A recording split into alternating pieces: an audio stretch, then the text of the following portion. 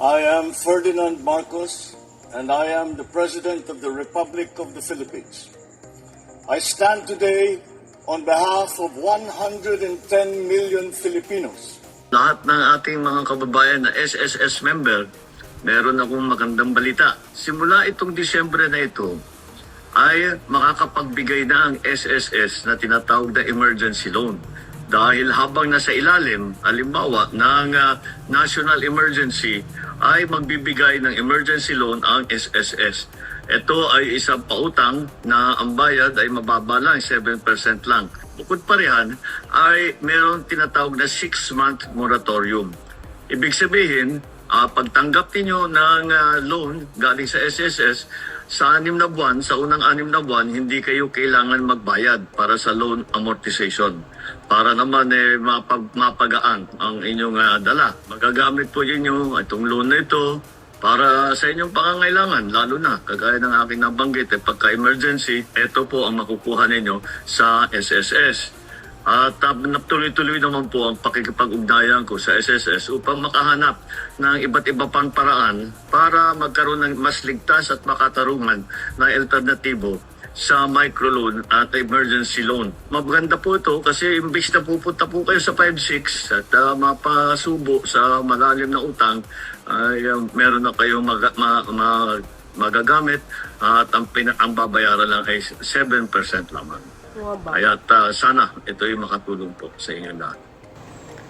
So yun mga kababayan, napanood nyo yung sinabi ng Pangulo. Maganda po yan kasi yan po talagang kailangan ng bawat Pilipino, lalo na pag may mga sakuna.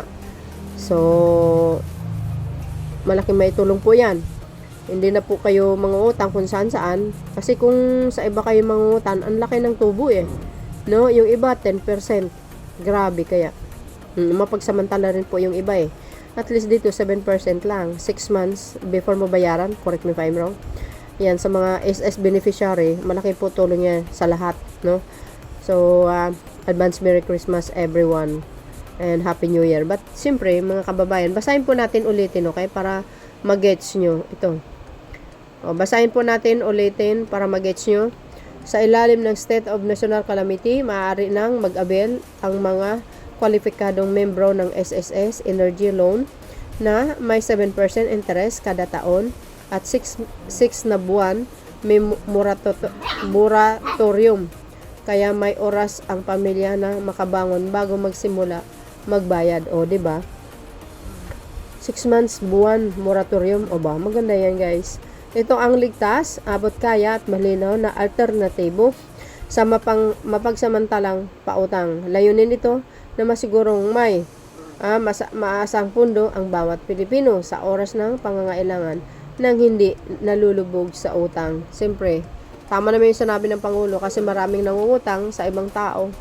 Mataas yung porsyento, mga kababayan. 'Di ba? Lalo na pag pag nalilate ka magbayad, minsan ng iba dinudubli. May pagkaano din may pagkabalasubas kasi yung iba. So, yun mga kababayan, ano po ang kapalagayan nyo? Kayo na pong balang humusga. Ayan, siyempre. Kayo na po ang bahalang humusga. Ano ang komento nyo dito? Siyempre, maganda to. At least, hindi ka nangungutang sa mga Bombay. So, kababayan, before I end, siyempre, advance Merry Christmas sa inyong lahat. And Happy New Year sa inyong lahat din. Mag-ingat po kayo. Enjoy your, Noche Buena. Mag-ingat po lagi mga kababayan. Lalo na sa New Year, yung mga anak nyo. Saka yung, lalo na sa mahilig sa mga magpaputok. Very dangerous po yun. Ingatan yung mga anak nyo. So yun mga kababayan, maraming salamat sa inyo. Mag-ingat kayo again. Shout out sa mga Marcos leaders and supporters, Filipino and OFW. See you again on my next upload. Bye bye bye and babus. God bless Philippines. There's more.